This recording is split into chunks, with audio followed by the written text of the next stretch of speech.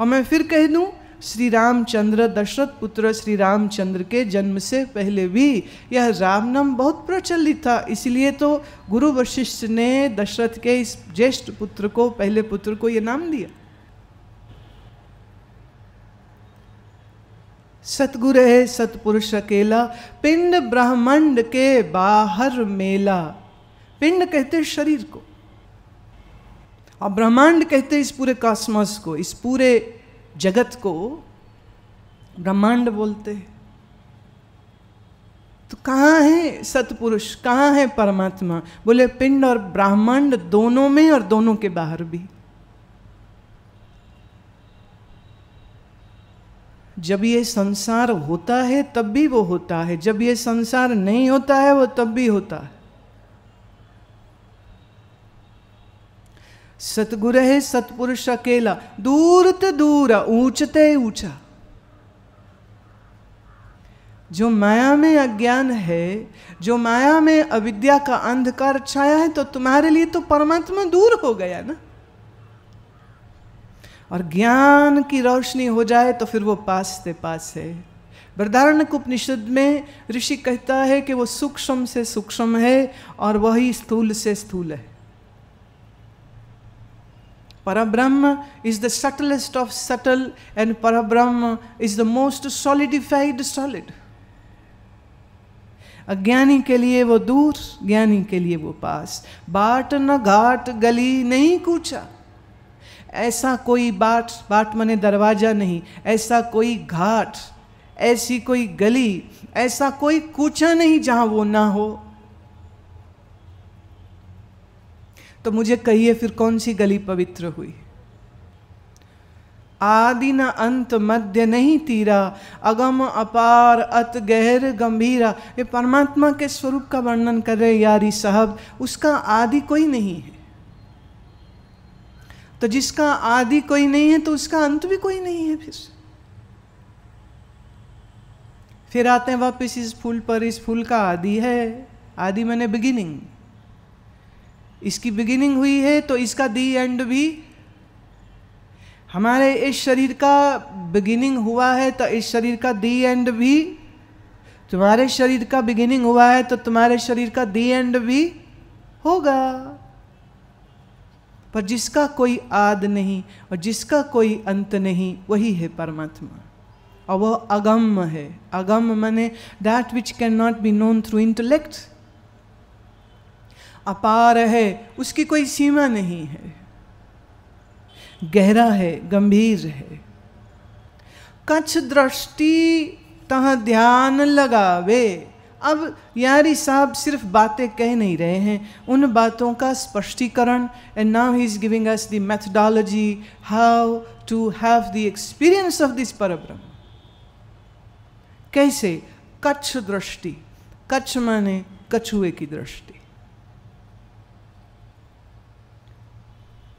देखिए, ज्ञान एक सा ही होता है। ज्ञान 2, 4, 5 प्रकार का नहीं होता, ज्ञान एक ही होता है। इस विषय में गीता भी बोलती है, समम काय शिरोग्रीवम धार्यन्नचलम स्थिरः समप्रेक्षः नासिकाग्रम स्वं दिशश्चानवलोकयन्। रीढ़ की हड्डी, गर्दन और सिर को सीधा करके बैठे, काया स्थिर और सीधी करे, और फिर नासिका के अग्रभाग पर दृष्टि को लावे। ये शुरुआत हुई। इसके बाद आती है कच्छ दृष्टि। कच्छ दृष्टि किसको कहते? आपने कभी देखा हो कछुआ अगर डेंजर में हो, खतरे में हो, तो वो क्या करता है? वो अपना सिर, अपनी बाहें, अपने पैर, अपने शेल में, उसका जो खोल होता है उसके अंदर वो खींच लेता है। और ये कछुए का शरीर इतना सख्त है कि अगर इसके ऊपर से ट्रक भी निकल जाए तो ये मरता नहीं। कच्छ की तरह बैठ जावे माने जो तुम्हारी इंद्रियां बाहर संसार में उलझी हुई है, इनको समेट कर कछुए की भांति अपने भीतर ले आओ। इंद्रियों को स्थापित करे मन में, मन को स्थापित करे बुद्धि में, बुद्धि को स्थापित करें स्व में और टिक जाए।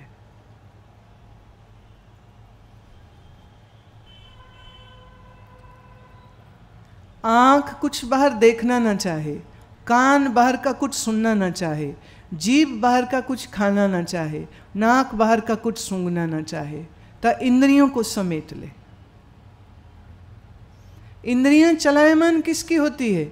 जिसका मन चलायमान होता है। जिसका मन चंचल है उसकी इंद्रियां चंचल हैं। अब मन चंचल का उदाहरण अगर मैं दूं तो आपका मन कहता अरे आज तो बड़ी गर्मी हो रही है, ठंडी कुल्फी खानी चाहिए।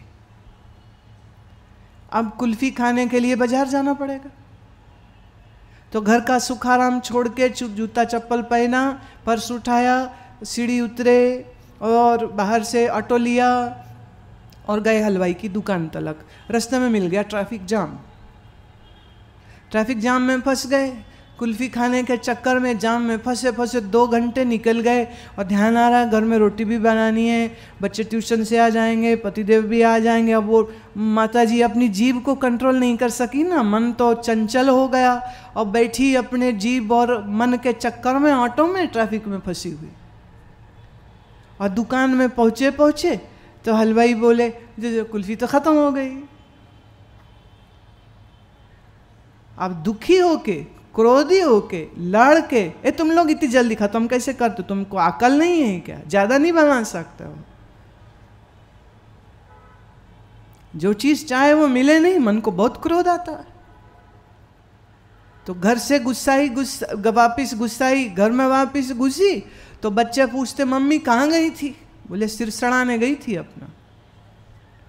पतिदेव पूछे कहाँ गई थी? तो गुस्से में उसको भी कुल बुला रही है। अब किसी को नहीं बता रही कि कुल्फी खाने गई, मिली है नहीं, 2 घंटा जाम में फंस के वापिस आई है। घर में आराम से बैठी थी, किसने तड़पाया इसको? किसने क्रोध दिलाया? किसने परेशानी खिलाई? ऑटो में बैठ के डीजल का धुआं किसने खिलवाया? मन ने।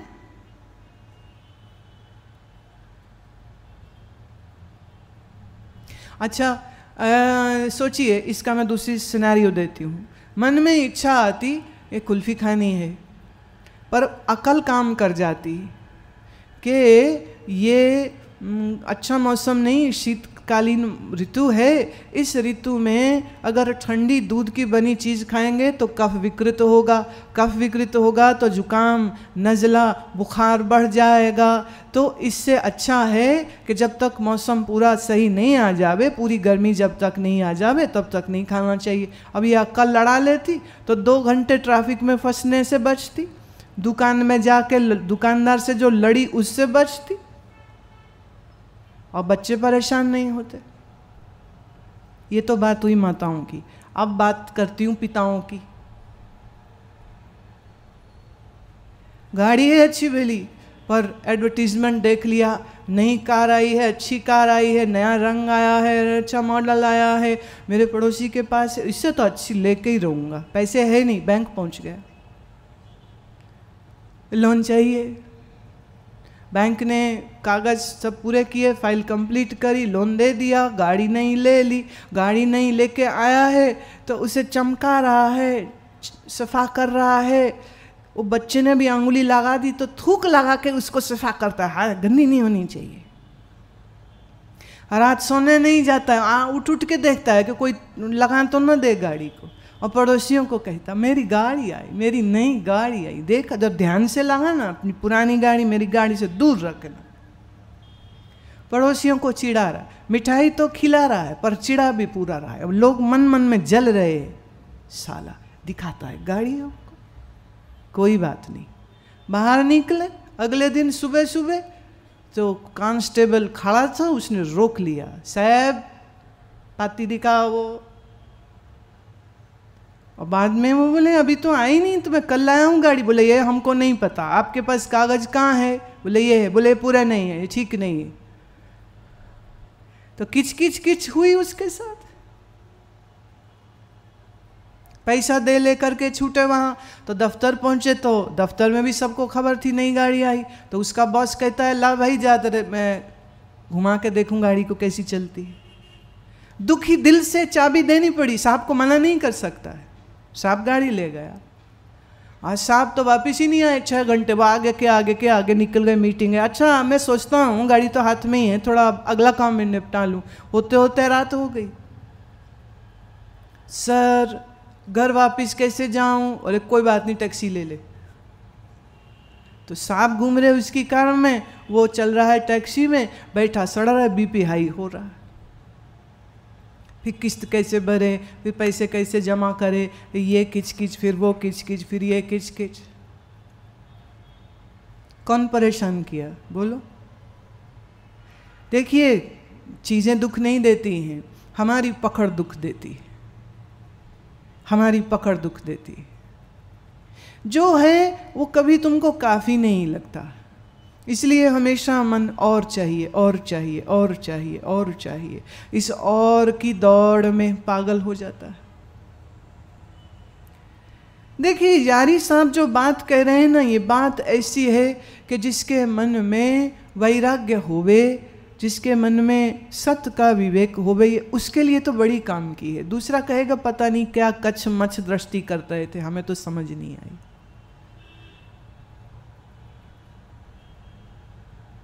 मैं एक प्रश्न आप सबसे पूछती हूँ, आप में कितने लोग सुबह उठ के प्राणायाम करते? जरा हाथ खड़ा करेंगे। अच्छा, और कितने लोग सुबह में मंत्र जप करते हैं? जरा हाथ खड़ा करेंगे। थोड़े से और ज़्यादा हो गए। अच्छा, कितने लोग सुबह ध्यान के लिए उठते हैं? जरा वो खड़ी। जी जी, देखिए बहुत तसल्ली नहीं हो रही है हमें देख के ये, पर कोई बात नहीं। मैं ये मानती हूँ सबकी शुरुआत कभी तो होगी, शायद तुम्हारी शुरुआत हमारे साथ ही होनी थी, इसलिए अभी तक शुरू नहीं किए हैं।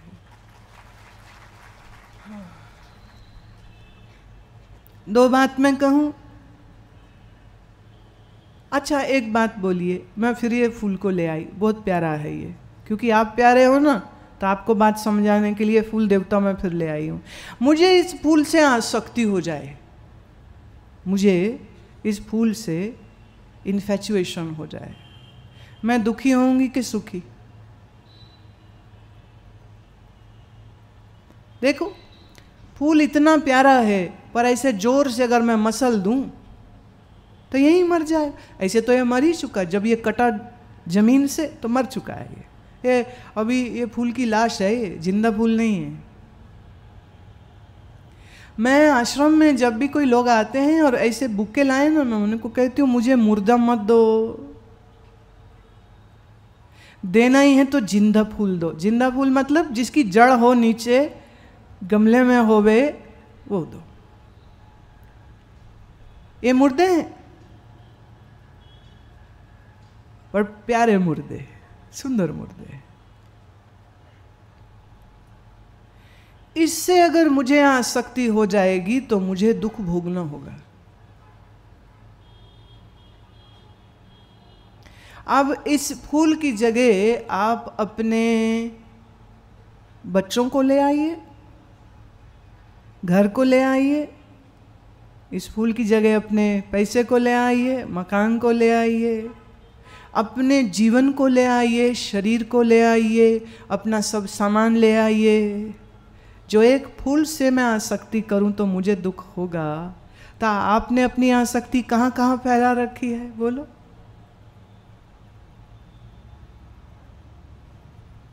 इसे कहेंगे हम गारंटेड दुख,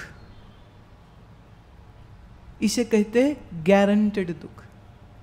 कल भी बात मैंने ये कही थी।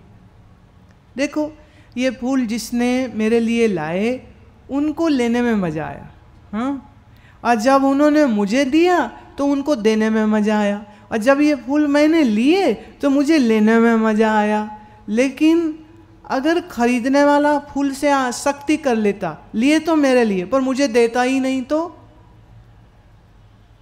और मैं ले ली और फिर मैं इस फूल के साथ आसक्ति कर लूँ और इसको कहूँ कि अभी हमेशा मेरे साथ रहे, मेरे पास रहे, तो वो भी पॉसिबल नहीं, क्योंकि फूल तो मुरझाएगा, मर जाएगा। ये मरना इसका तय है, मुरझाना इसका तय है। लेकिन इस मरने मुरझाने वाले फूल के साथ हम मज़ा पूरा ले सकते हैं।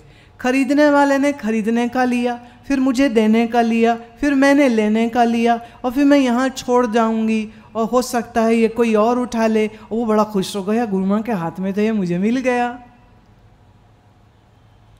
तो सबको मज़ा मिल गया ना, सबको खुशी मिल गई।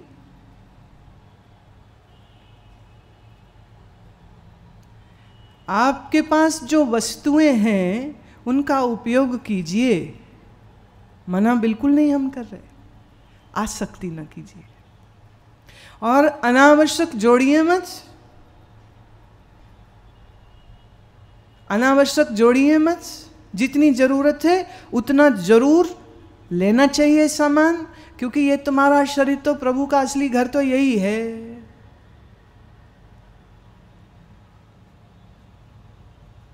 ये है असली मंदिर उसका। तो इस शरीर की रक्षा सुरक्षा हेतु धन कमाना, घर बनाना और खाना बनाना और खाना, that is all fine, there is nothing wrong in that. बस मेरापन नहीं लाइए। देह है, श्वास चल रही है, बहुत अच्छी बात। आज मैं एक गोवा से महिला आई हैं, उनकी चिट्ठी आई। किसी के पास काम करती हैं, किसी के घर में काम करती हैं, और उन्हें कैंसर हुआ, ओवेरियन कैंसर। अब पैसे तो ज़्यादा थे नहीं, तो जब कैंसर का पता चला तो वो पत्र लिखती हैं कि मुझे जरा भी डर नहीं लगा, मुझे जरा भी दुख नहीं हुआ कि ये क्या हो गया, क्यों हो गया। मुझे ये लगा कि शरीर तो मेरा है नहीं, और शरीर तो ऐसे भी एक दिन जर्जर होना ही है, तो कोई नहीं, अगर आ गया है कैंसर तो देखी जाएगी। बोले बिना डरे, मैंने जिनके पास काम करती वो भी डॉक्टर हैं, उन्होंने आगे डॉक्टर को कहा, बोले सर्जरी होगी, उनका ऑपरेशन हो गया, और इस समय उनकी वो कीमोथेरेपी चल रही है। उनके बाल सब उड़ गए होंगे, तो बालों सिर में उन्होंने एक स्कार्फ सा बांधा हुआ था। लेकिन अपनी ये बात कहते हुए, क्योंकि मैंने जब चिट्ठी पढ़ी तो समझने लगी बहुत लोग बैठे हुए थे कि कौन है ये जिसने दिया, लेकिन फिर उसके भाग्य से, और हमें बड़ी खुशी हुई, वो सामने आके उसने कहा जी ये मैंने पत्र लिखा था। ऊपर देख रही होगी ना कि मैं उसकी चिट्ठी पढ़ रही हूँ। उसके चेहरे पर जो मुस्कान मैंने देखी है प्यारे, ऐसी मुस्कान मैंने सेठों के होंठों पर भी नहीं देखी। उसकी मुस्कान देखने लायक थी, और वो इतना खुश हो रही थी, प्यार करती है हमसे, गोवा से मिलने आई है, और ऐसे आमने सामने मिल पाएगी उसने सोचा ना होगा, और उसकी मुलाकात हो रही है और उसकी बात हो रही है, तो उसका प्यार ऐसा बह रहा था, हम तो भीग गए उसके प्यार में। कैंसर है, कोई बात नहीं, इलाज हो गया है, ट्रीटमेंट चल रहा है, फॉलोअप अभी भी चल रहा है, एक सेशन कीमोथेरेपी का और होना है, एवरीथिंग इज फाइन। लेकिन इस चीज से वो दुखी नहीं हो रही। आप कहते हैं ना सत्संग का क्या महत्व है, सत्संग सुनने का क्या फायदा, यही फायदा। जब शरीर पर ऐसा दारुण कष्ट आए, ऐसा अनबेरेबल पेन आए, और उस कष्ट में भी तुम्हारा मन व्यथित नहीं होवे, तुम्हारा मन शांत रहे, तुम्हारा मन यही सोचता है कि असत्य के बने रहने या मिट जाने का मैं क्या शोक करूं, कितनी बड़ी बात हो गई। देखिए महात्माओं की, भक्तों की कहानियां तो हम लोग सब पढ़े हैं, सुने हैं, सब देखे हैं, लेकिन ये जो मैं उदाहरण आपके सामने रख रही हूँ, एक साधारण महिला है मेरी ही तरह, गोवा से आई है, जैसे आज आप आए हैं सत्संग सुनने, वो घर में भी सुनती होगी, और आज वो सिर्फ धन्यवाद देने आई है। किस बात का? अरे इस बेफिक्री से जीना कोई छोटी बात है क्या? छोटी बात है क्या? जहाँ गमज़दा होने के करोड़ों कारण तुम्हारे पास हों और वहाँ तुम्हारे पास कैंसर जैसी खबर होवे, लेकिन तुम उसकी भी परवाह किए बगैर मुस्कुरा सको और कह सको कि मेरे जीवन में तो आनंद है, बहुत बड़ी बात हो गई, बहुत बड़ी बात हो गई। ये स्थिति तक जाने के लिए श्रवण आवश्यक है, इसलिए सत्संग जाना आवश्यक है, इसलिए सामने बैठ के सुनना आवश्यक है।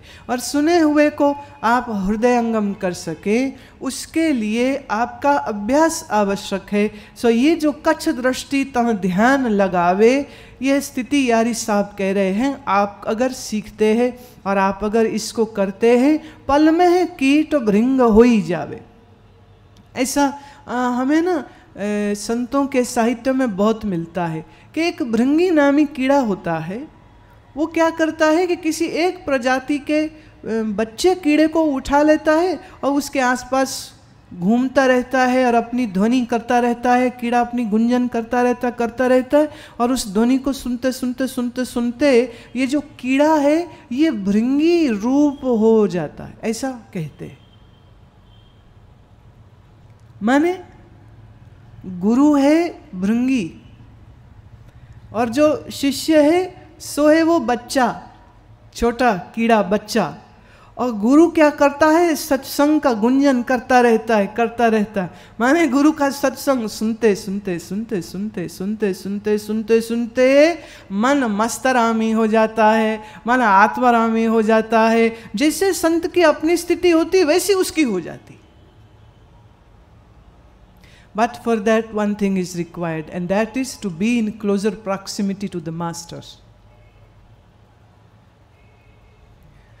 पास बैठे सुने और फिर ध्यान में जावे और अपनी इंद्रियों को संकोच करके मन को उस गहराई तक पहुंचाए जहां जाके मन निर्विकल्प निर्विचार हो जाता है। जैसे चकोर चंद के पासा, आज देखिए फिर बात आ गई चंद और चकोर की, कल भी आई थी। जैसे चकोर पक्षी चंद्रमा को देखता रहता है, ऐसे तुम अपने भीतर उस सत स्वरूप को देखते रहो। दिसे धरती बसे आकाशा, देखने को तो कहते चकोर पक्षी जो है जमीन पर है और उसका प्रियतम चंद्रमा आकाश पर है, लेकिन धरती पर रहने के बावजूद उसके मन की डोर बंध गई चंद्रमा से, तो आकाश में बस गया।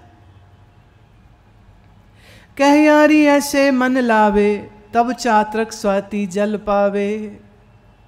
यारी कहते ऐसे लगाओ प्यारे मन अपना। अभी तो पता नहीं कहां कहां मन लगाया, कहां लगाया मैं। एक मजेदार बात सुनाती हूँ। कोई 20 वर्ष पुरानी बात है, एक महिला आई, मेरे से ये कहा गया कि वो बहुत जिद कर रही कि आपको मिले बगैर नहीं जाएंगी। मैं अच्छा ठीक है, बुलाइए उनको। जब वो आई तो ऐसे दौड़ से भागी हुई आई और धम से गिरी और अपना माथा उन्होंने ऐसे मेरे पैर के ऊपर, वो होता है ना चरणों में शीश रखो, ऐसा जोर से मारा, हम तो पैर दुख गया एक बार इतने जोर से। पर वो रो रही थी तो हम बोले ही कुछ नहीं, क्योंकि उसका रोना ज़्यादा ऊंचा, अब हम तो रो भी नहीं सकते। तो अब मैं उसे कह रही हूँ माता पैर छोड़ दे, क्योंकि इतने जोर से दाबे उसने। और ज्यों उसने रगड़ना शुरू किया माथा पैर पर, अब क्या बताएं हमारी क्या स्थिति उस समय। 2 लोगों को बुलाया, उन्होंने उसको छुड़वाया। अब वो रोए जाए। तो एक बार गीत तो मेरे को लगा अरे कितने भक्त है ये, इतना प्यार, इतना तो मैंने आज तक नहीं देखा किसी को। ठीक है, लोग आते हैं, नमस्ते करे, कोई प्रणाम करे, कोई बैठ गए, तो बट दैट इज इट। ये तो रोए जा रही है। फिर मैं पानी मंगवाया, फिर पानी पिलवाया, फिर बार बार बोला चुप हो जाओ। फिर आधे घंटे में वो शांत हुई। फिर वो बोली मेरा पति मुझे बहुत मारता है। मिले इतनी देर से हम सोच रहे हैं ये सत्संगी है, ये हमारी कोई शिष्या है जो प्रेम में भाव में विभोर हो रही, तो कहानी तो अब खुली। मेरा पति मुझे बहुत मारता है। मैंने कहा तो तेरे हाथ टूटे हुए, डंडा उठा वापस पीट उसको। ए किसी को लगी बात बहुतों को लगी भैया। भारत में ना ऐसा है, देखिए अभी हम बड़ी थोड़ी कठोर बात लग सकती किसी को। भारत में ऐसा कहते पति परमेश्वर है, बिल्कुल है, पर वो ये आधी बात बोलते हैं, अगली बात नहीं बोलते हैं। जो पति परमेश्वर है तो पत्नी परमेश्वरी है। अब हमारे रिवाज क्या हो गया है, पत्नी तो पति के पांव छूती क्योंकि परमेश्वर है, और पति महाराज ऐसा परमेश्वर बन के बैठे मूछें फड़काते रहते सुअर की तरह। अजब बात। जिन्होंने ये कहा था पति परमेश्वर है, उन्होंने ये भी कहा था कि पत्नी परमेश्वरी है। क्या हिंदू रीति में जब विवाह होता है तो वर को विष्णु और वधू को क्या लक्ष्मी नहीं कहा जाता उस समय पर? बोलो। लेकिन ये बड़ा अजब गड़बड़ घोटाला झाला है कि जितने ये पति हैं ये तो विष्णु बने रह जाते हैं, और जो लक्ष्मी तो उड़ गई तो दासी बनी रह जाती है। अभी दासी तो मारो, जूता चप्पल मारो, कुछ भी बोलो, वो भी मार खाती रहती, स्वामी मुझे छोड़ना मत, स्वामी। ऐसे स्कर्ट पहने के जीन्स पहने, अक्कल अभी भी वही है उसकी। कपड़ों से कोई फर्क नहीं पड़ता, मन में अभी भी मेरा पति मेरा परमेश्वर है। अभी तेरे परमेश्वर ने कभी तुझे बोला तू मेरा सब कुछ है प्यारी? Ideally speaking, I believe the ideal couple is only that who respect one another fully and totally. एक दूसरे को परस्पर प्यार देवें, इज्जत देवें, रिस्पेक्ट देवें। अगर वो उसको कही स्वामी तो वो भी बोले बोलो स्वामिनी, फिर तो मजा आवे ना। ये स्वामी बने सांड छुट्टे घूमते रहते फिर। और मैंने देखा कई महिलाओं को, मैंने देखा वो आ रहे हैं, वो क्या होता है, भूत आ रहा है क्या? वो मरदूत का नाम बोले ना हमारे यहाँ नाम नहीं बोलते। मैं क्यों? नहीं, सास बोले पति का नाम नहीं लेना। ये पाठ पढ़ाया जाता है तुमको, पति मारे मार खा लो, क्योंकि स्त्री आश्रित है ना उस पर, उसके बच्चों का बाप है, और माँ बाप कहते ब्याह के जा रही है और अब अर्थी से निकलना उसके घर से। और कई बार तो सच में ही अर्थी निकाल देते हैं, फिर वो 4 कंधों में ही निकलती, क्योंकि जब वो बोलती है मेरी मदद करो, मेरी सुनो, मैं कष्ट में हूँ।